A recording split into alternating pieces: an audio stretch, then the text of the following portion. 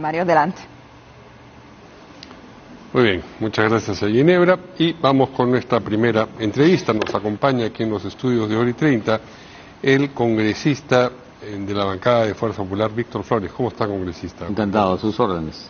Bien, usted es representante de La Libertad. Sí, efectivamente. Y La Libertad, junto con Lambayeque, Piura, Cajamarca, es una de las regiones que más afectadas están por el síndrome Guillain-Barré. ¿Qué información tiene usted de lo que está sucediendo en su región y de lo que está haciendo el gobierno, el Estado peruano, para combatir esta situación? Mire, amigo Guibeline, yo no solamente soy representante de La Libertad, también yo soy químico farmacéutico. Bueno, estoy ligado a la salud hace 40 años aproximadamente, desde que salí de la Universidad Nacional de Trujillo. Entonces, la idea es que yo manejo ahorita, ¿no?, desde el punto de vista ya un poco más profesional, sí, y un poco académico, es que después de un fenómeno como hemos tenido del Niño, ¿no?, y aparte de eso el último ciclón Yaku, lógicamente eso trae como consecuencia una serie de enfermedades, una serie de epidemias, no pandemias, sino epidemias. ¿Por qué? Porque normalmente después de un aumento de temperatura inusual, no solamente hay precipitaciones pluviales, sino también hay un tema de que se incuban una serie de enfermedades. Le voy a poner un ejemplo para graficar esto. En el año 98, después del Niño, que fue un mega niño, posterior a eso hubieron algunas cosas un poco raras. Uno, por ejemplo, hubo una plaga de langostas que actualmente se está dando, actualmente. Dos, hubo un tema de una infección estomacal, el cólera, no sé si usted recordará. Sí, me acuerdo. Muy severa, hubieron muchos muertos a raíz de la infección por ese, digamos, ese tipo de infección bacteriana y a nivel de que se transmitía por los alimentos. Me acuerdo mucho que el ceviche fue el que pagó el pato. Eso fue a principios del 90, ¿no? Sí. Eso no fue en el 98. Y aparte de eso también, pues, por ejemplo, la conjuntivitis, que vino posterior a eso. O sea, son epidemias que realmente hay que tenerlas en cuenta. Hoy en día, después del Yaku, tenemos el tema, por ejemplo, del dengue.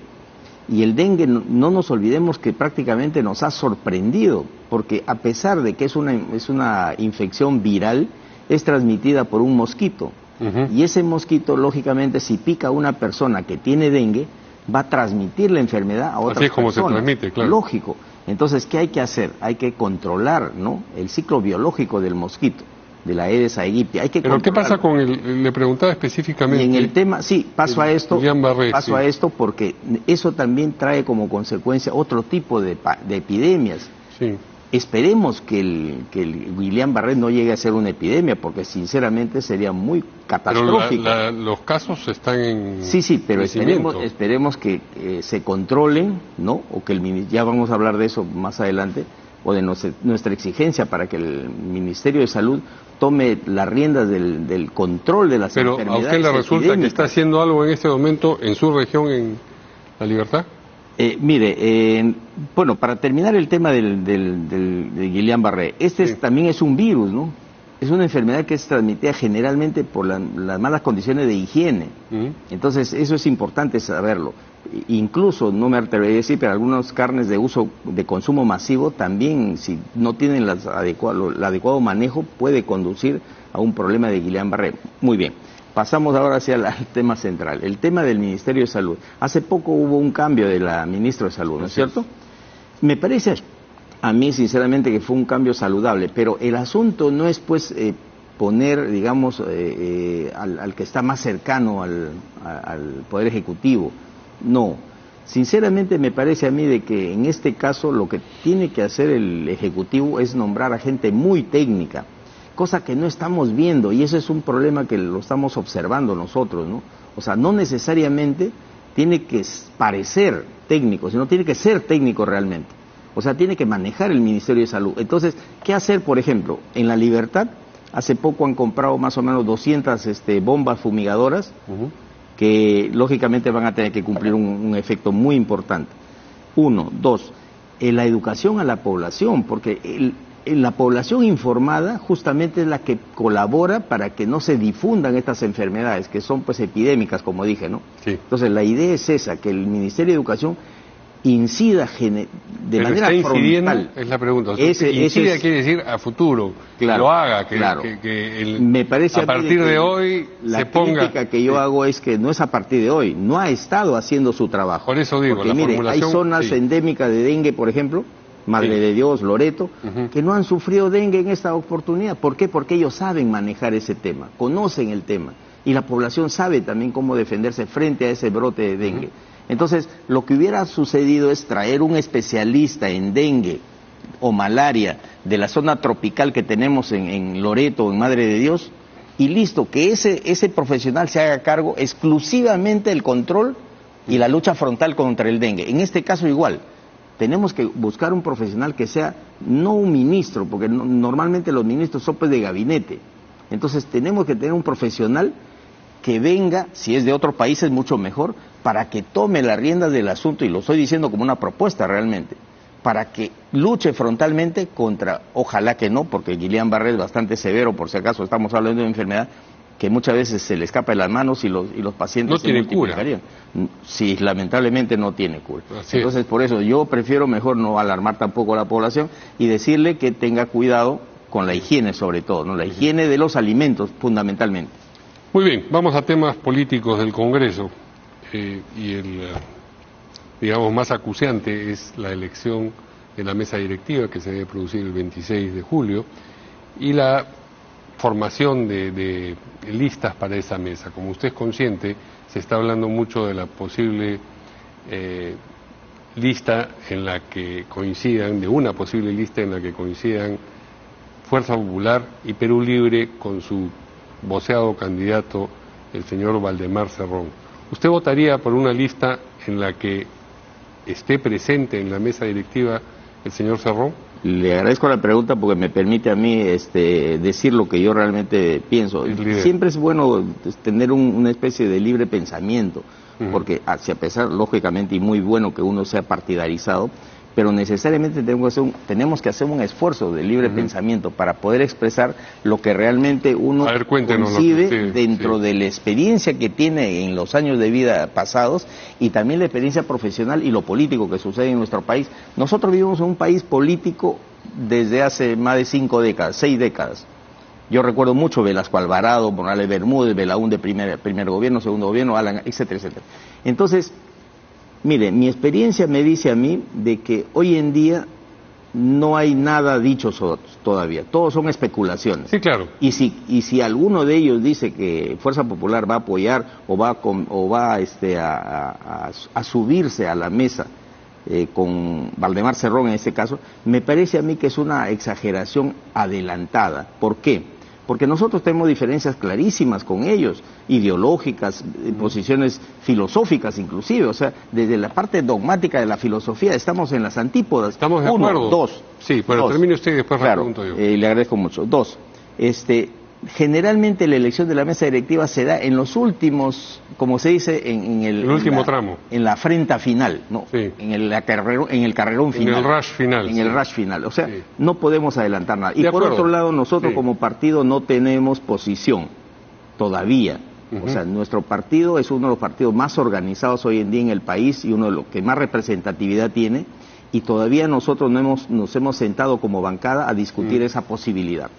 Pero dicho todo eso, usted no puede ignorar el hecho de que, por ejemplo, el vocero de la bancada o el señor Guerra García mencione y diga, caramba, qué grandes virtudes las que tiene el señor Cerrón, cuando eso era impensable un año atrás o un año y medio atrás. Usted dice, hay efectivamente posiciones irreconciliables en lo dogmático, en lo ideológico, entre los partidos que sostienen estas dos bancadas, y en efecto es así. Pero, por ejemplo, cuando Miguel Torres, que es asesor de la bancada y es vocero del partido, dice, Fuerza Popular no va a apoyar una lista en la que Cerrón sea presidente, pero se deja entender que sí apoyará una lista en la que Cerrón ocupe alguna de las vicepresidencias. Si es mala idea que sea presidente, no sé cómo es buena idea que sea vicepresidente. ¿Qué dice usted al respecto? ¿No ha notado usted que hay un cambio de actitud de parte de voceros de Fuerza Popular hacia Perú Libre y hacia el señor Cerrón concretamente, y es recíproca, porque también Cerrón se ha manifestado de maneras casi cordiales. Mire, ahí yo tendría que hacer una diferenciación bastante clara de la dicotomía que ha sucedido ahí. Lo que sucede es que una cosa es la cortesía y otra cosa es, digamos, el trabajo político y las diferencias políticas, ¿no? Una cosa es que yo hable, pues, de manera cortés de una persona y otra cosa es que tenga preferencia por esa persona. O sea, son cosas muy diferentes. Uno. Dos, lo ideal para nosotros es que la mesa directiva siga siendo la garantía de que el proceso democrático y el proceso de crecimiento, de recuperación de nuestro país que hemos tenido en los últimos meses, a partir de diciembre, del 7 de diciembre para adelante, continúe a pasos firmes, fuertes, seguros.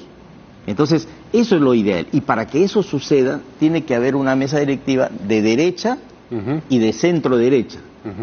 Donde no tendría cabida. No está ni siquiera en los planes una especie de un hálito de opción, no, de ninguna manera. Y por otro lado, ¿usted descarta absolutamente que Fuerza Popular vaya a apoyar una lista integrada por el señor Cerrón? Mire, aquí viene el otro detalle. El otro detalle es de que si en el camino no se podría lograr un bloque consensuado, que es clarísimo decirlo, y ustedes lo saben, los amigos periodistas, Acción Popular no creo que esté incluido ahí, pero sí, por ejemplo, APP, Avanza País, Renovación, Somos y también Fuerza Popular. Y hay votos de los no agrupados que también están en esa línea. Entonces, y Acción Popular es, digamos, una diáspora, entonces algunos votos de esa diáspora también... Sí, de hecho que va a haber algunos votos, ¿no? Pero realmente es una pena lo que ha pasado en Acción Popular, porque de manera muy contraria al legado de Fernando Belaúnde Terry, a quien yo conocí cuando era niño, eso me molesta un poco que esa posición de centro, derecha, o de una posición muy democrática que tenía Fernando Belaúnde, hoy en día se haya pues convertido en lo que es ahora, ¿no? Sí, bueno, pero entonces insisto con la pregunta, ¿usted se ve a sí mismo votando por una lista en la que, o de la que forme parte el señor Cerrón? También yo quiero decirle eso, yo voy a esperar hasta el último momento y además también la bancada tiene que sentarse, conversar, discutir, debatir y aprobar. Ya. Pero aparte de eso también, en el peor de los casos, me parecería a mí que a partir de la segunda vicepresidencia hacia adelante, podría ser. Ese es ya mi punto de vista personal. No ahí sí estaría dispuesto a votar, pero no para la presidencia. De ninguna manera, ¿no? De ninguna manera, porque lógicamente la presidencia del Congreso pues no es solamente una institución. El Congreso es parte de un poder del Estado. Pero, y como poder del Estado tiene un peso específico, ¿no? Clarísimo. Yo entiendo que la presidencia tiene un peso, una gravitación política mayor a las vicepresidencias. Pero si es, de acuerdo a lo que usted dice, un problema, o sería un problema, que Perú Libre presidiese la mesa directiva, es un problema, aunque de menor gradación, que la integre, ¿o no?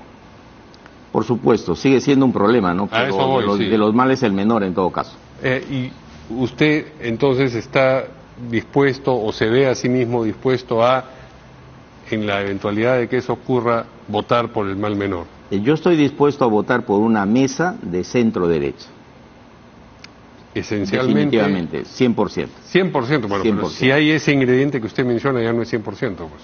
No, por eso le digo, yo estoy dispuesto. Eso es lo otro. Pues. Y se puede, pero admite además que se puede estamos hablando resignar. De casos hipotéticos. Hipotéticamente hablando, puede haber ese escenario, puede haber el otro. Entonces yo prefiero el escenario 1. Prefiere, pero admite que podría terminar resignándose sin ninguna duda, al otro escenario. Sin ninguna duda. Esa es la pregunta que le planteaba. ¿Cree usted que Fuerza Popular debería aspirar a la presidencia del Congreso en este caso? Mire, nosotros hemos sido bastante claros también y bastante cautelosos en ceder nuestra posición inicial. Ya desde el primer momento nos pertenecía la mesa directiva. ¿Les pertenecía? ¿Cómo así les pertenecía? Por la segunda votación que habíamos obtenido, pues. Pero Eso es la mesa directiva no le pertenece a nadie. No. Se va a los votos y los votos deciden. Un lugar en la mesa les directiva. Correspondía, dice usted. Me parece que queda claro, ¿no? Les correspondía tener un lugar en la mesa directiva. Por supuesto. Por supuesto, lógicamente, la mesa no, pues no. No, de ninguna pero manera. Lo físico lo cierto es que los votos deciden eso. Entonces, pero sí. Nos correspondía, y sin embargo, de manera muy, digamos yo, resuelta y magnánima, hay que decir la verdad, tal como es, simplemente dijimos no, y que se arme una mesa de consenso. Para la segunda elección, igual. En esta tercera elección también correspondería, pero eso ya va a depender de la elección que nosotros hagamos al interno de la ¿Pero bancada. usted qué posición va a llevar a ese debate interno? Mi posición, le vuelvo a repetir, aunque suene repetitivo, una mesa conformada por la centro derecha. Pero para por los no presidencia. agrupados y los independientes y los librepensadores. Pero, de acuerdo, pero para la presidencia, ¿cree usted que debería ir alguien de Fuerza Popular? Eso lo vamos a ver en bancada, o sea, yo no podría adelantar. Pero usted va a llevar, insisto, una posición a la reunión de bancada. De hecho, lo ideal es que lo enarbole un militante de Fuerza Popular, y es más, en Fuerza Popular tenemos gente muy preparada, que está totalmente, digamos, lista para trabajar en favor del país, pero eso va a depender del momento político y de la decisión que tome la bancada. Ahora, Flavio Cruz, que es congresista de la bancada de Perú Libre precisamente, ha afirmado que ellos ya tienen 70 votos para la lista que piensan apoyar a la mesa directiva y que incluye al señor Cerrón. Difícil que esté calculando 70 votos sin los votos de Fuerza Popular, ¿no? Yo le voy a responder eso con una paradoja. A ver. El boxeador que se da ínfulas de ganador muchas veces es noqueado en la primera vuelta.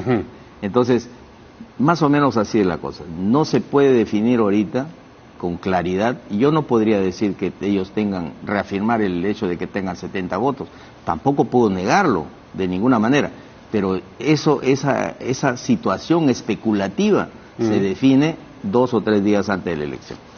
Muy bien, pues veremos qué sucede cuando se defina, pero también qué va ocurriendo en el camino, porque lo que termina por ocurrir es consecuencia de lo que se ha ido acumulando en todo ese trayecto, y esta conversación es parte de ese trayecto. Así es. Quiero robarle lo menos posible de tiempo para decirle algo no importante para la libertad, ya que yo vengo de la libertad y represento a muchos miles de electores allá.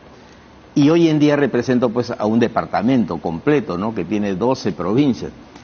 Hace unos días, el viernes pasado justamente, se lanzó de manera pública en La Libertad el proyecto Chaimochic, con la firma de una adenda entre el gobierno regional y el gobierno central. Estuvo ahí el primer ministro, Otárola, la ministra de Desarrollo Agrario y Riego, el que habla, y también el presidente regional. Entonces, la idea es decirle a La Libertad que este es un logro no solamente del Congreso o de los congresos, no, este es un logro realmente de la lucha constante, permanente, que hace 60 años hemos venido haciendo para que que concrete esto. Hoy en día vamos a estar vigilando que eso sea así y que efectivamente el 1 de enero del próximo año empiecen los trabajos. Muy bien, muchas gracias al congresista de la bancada de Fuerza Popular, Víctor Flores, representante de La Libertad. Muy amable. Buenas noches. Pausa y volvemos.